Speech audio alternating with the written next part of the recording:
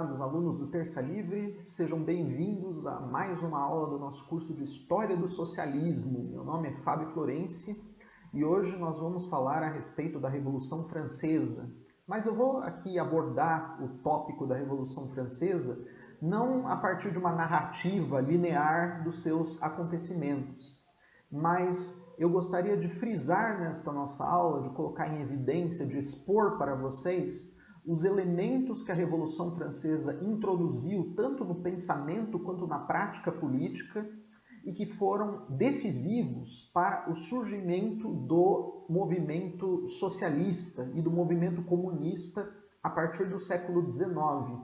O que eu espero deixar bastante claro nesta aula é que sem a obra política e jurídica da Revolução Francesa, teria sido impossível o surgimento, a consolidação e a expansão do movimento socialista internacional e também dos regimes autoritários e totalitários do século XX.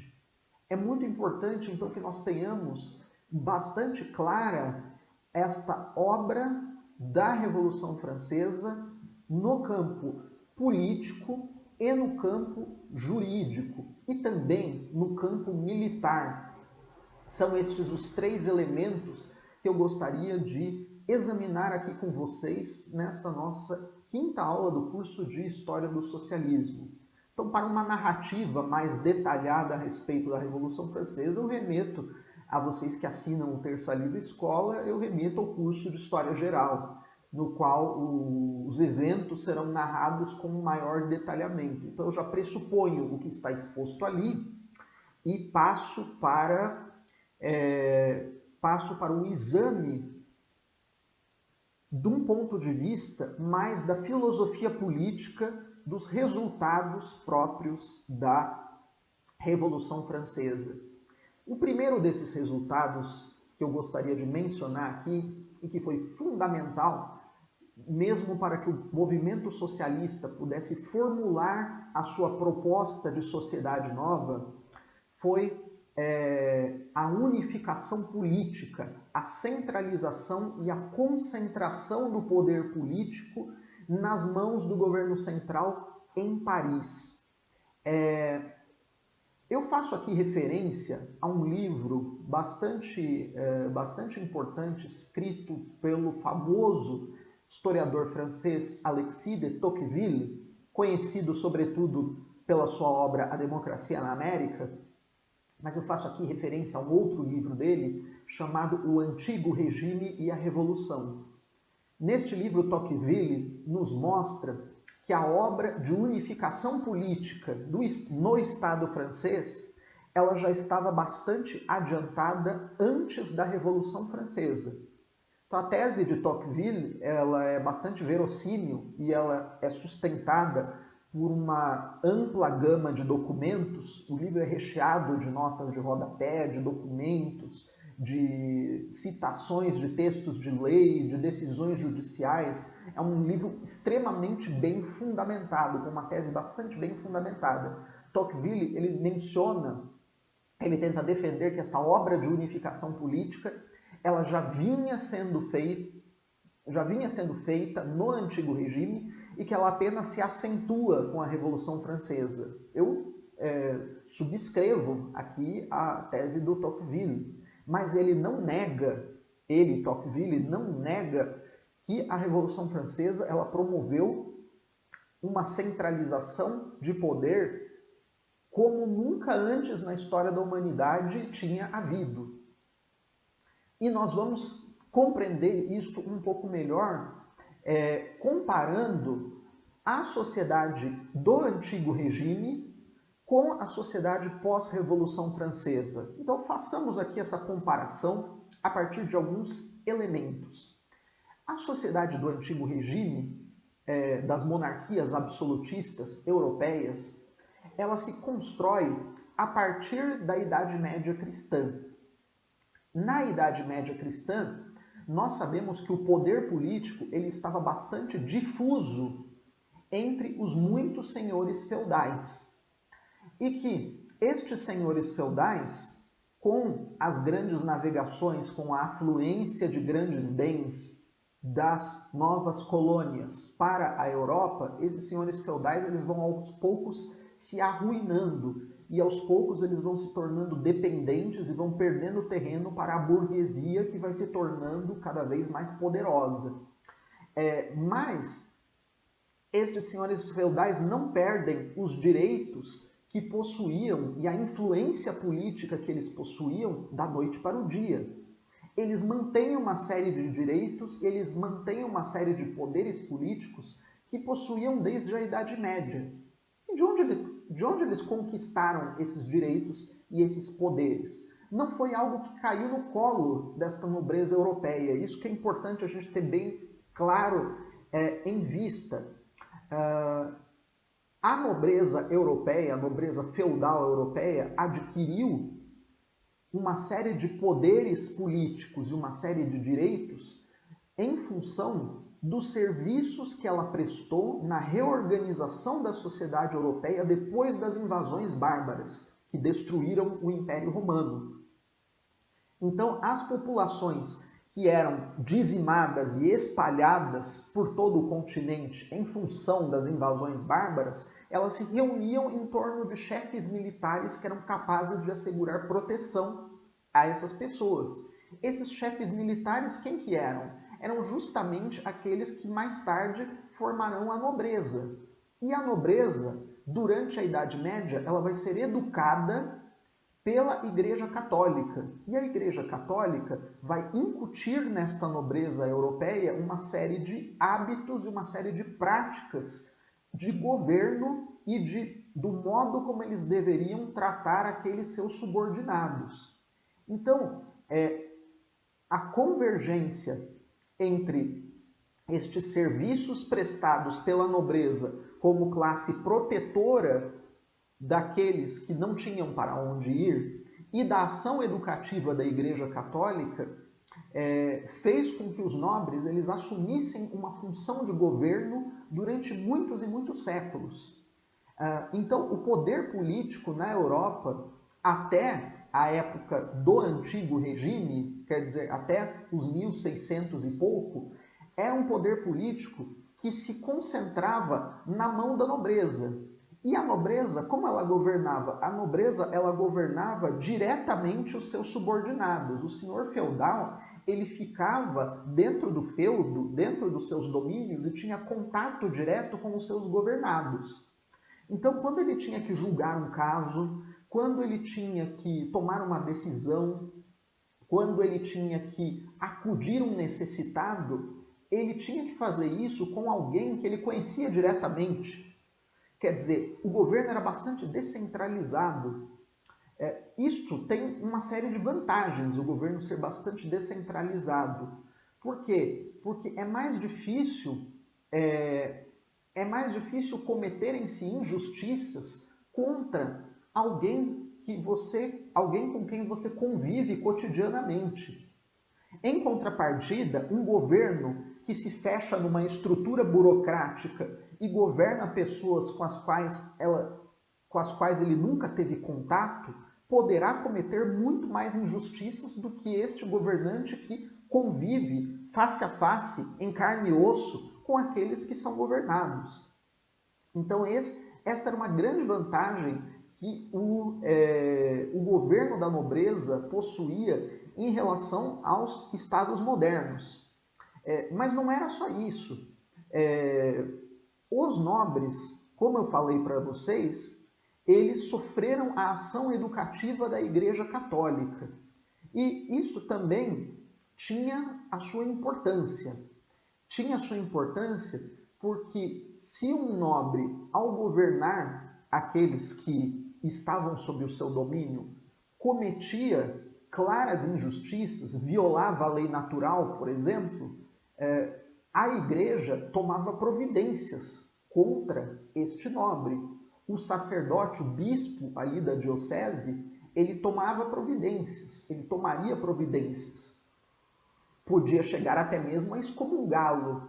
Então, essa fiscalização da Igreja Católica, que era o poder espiritual da Idade Média, coibia uma série de desmandos que poderiam ser cometidos por esses nobres.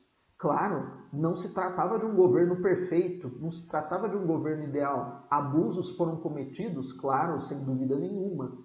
A igreja, ou melhor, membros da igreja, deixaram de exercer essa função fiscalizadora e acabaram ratificando ações injustas, ações desumanas. Claro, aconteceu. O homem é falível.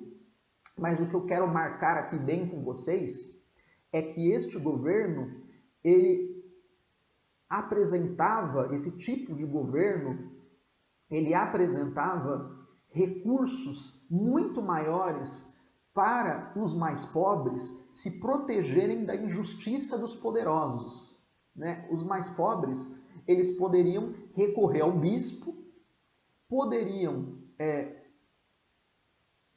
encher bastante a paciência dos seus senhores com quem eles conviviam diariamente e, em último caso, né, nos casos em que fossem governados por um tirano incorrigível, como o senhor morava ali perto dos domínios, era relativamente fácil alcançar este senhor e matá-lo. Aconteceu algumas vezes. Então, o governante, o nobre feudal que governava domínios pequenos na Idade Média, ele estava submetido a uma fiscalização muito maior. A cobrança para que ele fosse justo e que ele fosse sábio era uma cobrança muito maior. E ele tinha o recurso educativo para ser mais sábio ao governar os seus subordinados. Por quê? Porque a igreja estava ali oferecendo esta educação. Os sacerdotes com seus sermões e com as escolas que eles abriam, com as escolas que a igreja abriu e difundiu por toda a Europa. Então, este tipo de governo, esse estado de coisas que se organizou na cristandade europeia, ele era muito mais favorável aos mais pobres mesmo, aos mais pobres e aos oprimidos, para que não fossem tão oprimidos. Agora, o que o antigo regime, já as chamadas monarquias absolutistas, quando elas se consolidam, elas começam a fazer? Elas começam a retirar os nobres dos seus domínios e levá-los para a corte. Quem faz isso de maneira bastante cinematográfica, nós podemos dizer, é Luís XIV, o Rei Sol. Ele constrói o Palácio de Versalhes para atrair os nobres para viverem ali junto com ele e para participarem de festas quase diárias, e festas cotidianas. Então esses nobres, eles vão fazendo o quê? Eles vão aos poucos se afastando daqueles a quem governam, eles vão querendo ficar ali na corte. O Luís XIV faz isso deliberadamente. Para quê? Para concentrar o poder em suas mãos. E esses nobres, eles vão se tornando progressivamente odiosos em face daqueles que costumavam governar. Por quê? Porque como eles ficavam só na corte em Paris, só participando de festas, qual era o único motivo pelo qual muitos deles davam as caras em seus domínios? Era para recolher impostos. Era para recolher impostos e para cobrar seus direitos. Então, muitos desses nobres, eles vão realmente adquirir uma feição odiosa em face do povo, né? O povo vai se sentir, no final do antigo regime, oprimido pelos nobres que os governavam. Por quê? Porque eles vão pensar, este senhor, ele só vem aqui para me cobrar impostos e depois ele fica lá na corte participando de festas, né? Fica lá nas noitadas, no bem bom, enquanto eu trabalho aqui. Então, essa organização, essa atração da nobreza para a corte do antigo regime por Luís XIV e depois que permaneceu durante os governos de Luís XV e de Luís XVI, isso vai alimentar um certo ressentimento entre a população mais pobre, entre os camponeses. Estes nobres atraídos para a corte, o que eles vão fazer? Eles vão ceder os seus poderes para o monarca. Então, o monarca, ele vai começar a concentrar em suas mãos aquilo que antes os nobres faziam. Os nobres, eles vão se tornando o quê? Eles vão se tornando uma classe ociosa, que não quer assumir responsabilidades, que quer apenas viver alegremente as festas da corte. Então, isso vai favorecer muito uma concentração de poder nas mãos do monarca. Quando vem a Revolução Francesa, ela não reverte esta tendência para a concentração de poder. Ela faz apenas o quê? Ela elimina o rei, mas ela concentra ainda mais o poder. Ela não devolve os nobres, os antigos nobres, para onde eles moravam antes. A Revolução Francesa vai cortar a cabeça dos nobres, de alguns deles, parte dos nobres vão emigrar, vão fugir da França, e o que a Revolução Francesa vai mandar no lugar dos nobres? Ela vai mandar funcionários do governo para governar as diversas regiões. E muitos desses funcionários nem conheciam aqueles homens que eles eram designados para governar. E na fase mais violenta da Revolução, que foi a fase do terror jacobino, alguns desses homens que foram enviados para governar diversos territórios na França foram homens enviados com a missão de reprimir todos aqueles elementos que se opusessem à Revolução.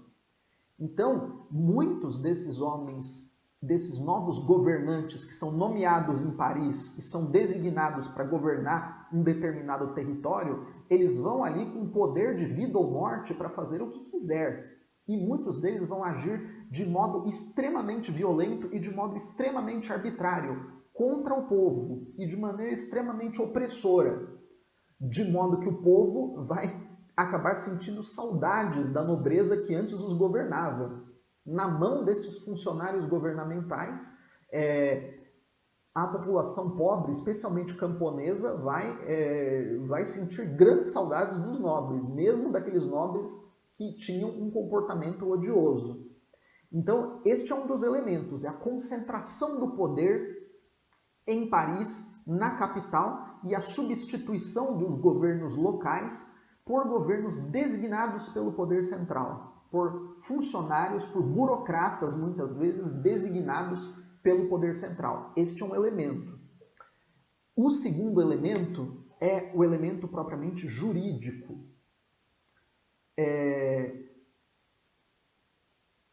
Quando os nobres governavam os seus domínios, esses nobres eles tendiam também a assumir a função de juízes. Sempre que havia algum problema judicial, esses nobres eles julgavam os casos que ocorriam dentro dos territórios que eles governavam. Agora, para julgarem bem, esses nobres tinham que ser o quê? Eles tinham que trabalhar para serem juízes sábios, para darem decisões justas. E havia, inclusive, uma cobrança da parte da igreja em relação a esses nobres. Se um nobre não desse decisões justas para os casos que fossem submetidos a ele, o bispo tinha o dever de cobrá-lo. O bispo da diocese tinha o dever de cobrá-lo. E isso realmente acontecia. Então, no governo da nobreza, no governo da Europa pela nobreza, havia uma cobrança de que os juízes fossem realmente homens sábios. Isso claramente não se realizava sempre, é óbvio, mas a cobrança existia e esta noção era muito clara de que para ser juiz, para ser um bom juiz, você tem que ser um homem sábio. A Revolução Francesa, que vai seguir o pensamento iluminista, ela vai mudar esse estado de coisas. Ela vai determinar que os juízes, primeiro, eles devem ser funcionários públicos. Segundo, que eles devem apenas aplicar a lei, e a lei é uma manifestação da razão. A lei é uma manifestação da razão e, portanto, o juiz é a boca da lei. Montesquieu escreveu isso no Espírito das Leis. O juiz é a boca da lei. Então, o juiz, sendo um funcionário público e não tendo a cobrança de ser um homem sábio, e não tendo que julgar pessoas que ele conhece, pessoas com quem ele convive diariamente, tendo um distanciamento completo daqueles seus jurisdicionados, o juiz ele vai simplesmente esquecer de que ele tem a obrigação de dar decisões justas. Isso aí é muito claro hoje em dia para quem vai prestar concurso para juiz, concurso para magistratura. O que cai no concurso da magistratura? Cai uma série de leis, uma série de regulamentos. Mas não existe nenhum exercício no concurso para magistratura que peça que você dê uma decisão justa num caso difícil. Isso não existe. Então, os juízes que tomam posse, a maioria deles tomam posse sem saber o que é dar uma decisão justa. Isso é algo que a Revolução Francesa fez. E isso é muito importante nós gravarmos na cabeça, porque terá repercussões muito graves mais tarde e para a história do movimento socialista. E o terceiro elemento que eu cito aqui, que veio com a Revolução Francesa, foi o conceito de guerra total. O conceito de guerra total era uma coisa que não existia na Europa até o período do Antigo Regime. Até o período do Antigo Regime, quer dizer, das monarquias absolutistas, as guerras elas eram travadas por exércitos profissionais que eram recrutados por oficiais, e esses oficiais geralmente eram de origem nobre. Então, esses oficiais de origem nobre, eles recrutavam uma parcela de pessoas que eles achavam necessárias para travar uma batalha, para travar uma guerra. Eles treinavam essas pessoas e eles iam se encontrar com o exército inimigo num campo de batalha. E depois, os exércitos inimigos, eles travavam a batalha no campo de batalha, certo? Deste modo, os civis, aqueles que não participavam da batalha no campo, eles sofriam menos durante o Antigo Regime. Por quê? Porque a guerra se limitava aos exércitos. O grande escritor que eu já citei aqui mais de uma vez, Goethe, né, Johann Wolfgang von Goethe, ele conta um episódio bastante interessante a respeito da sua infância. Goethe, na sua infância, aconteceu a famosa Guerra dos 7 Anos. Na Guerra dos 7 Anos, a França, né, a monarquia francesa, combateu contra a Prússia que é a atual Alemanha. E Goethe morava no Reino da Prússia, e o que aconteceu? O Reino da Prússia foi invadido por tropas francesas.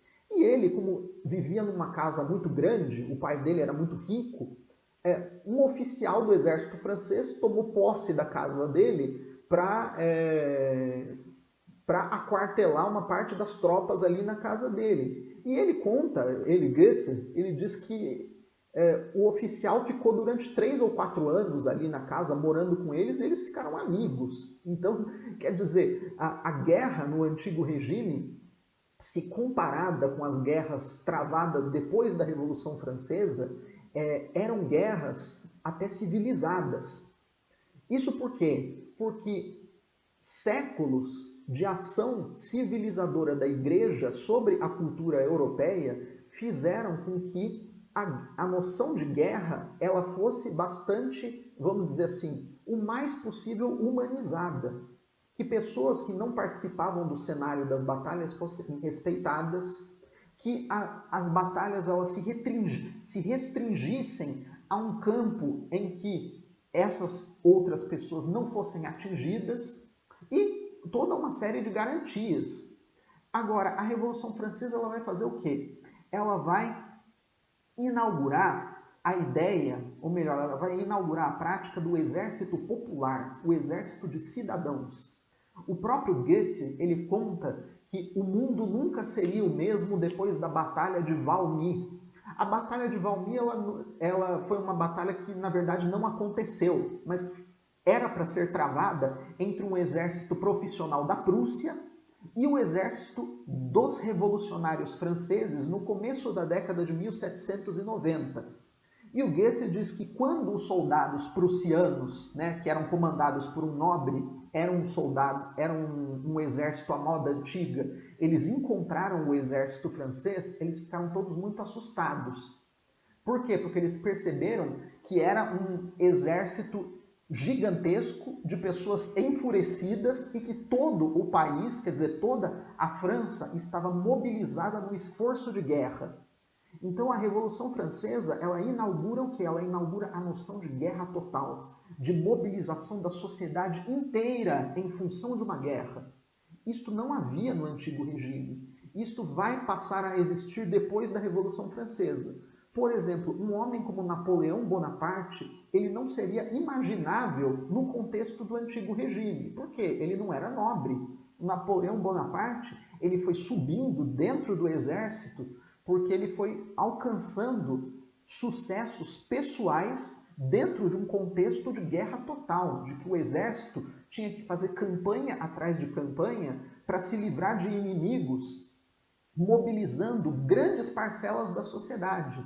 Então o Napoleão, como ele se mostrou alguém capaz de fazer isso, ele foi galgando posições. E essa noção de guerra total, ela vai desembocar, no século XX, nas grandes guerras, na Primeira Guerra Mundial e na Segunda Guerra Mundial. Então tudo isso tem origem ali atrás, na Revolução Francesa. Então com isso nós terminamos esta quinta aula, e na próxima aula nós já falaremos do primeiro movimento que surge dentro da Revolução Francesa com um caráter propriamente socialista, que é o movimento da conspiração dos iguais. Muito obrigado por me acompanhar até aqui e até a próxima aula.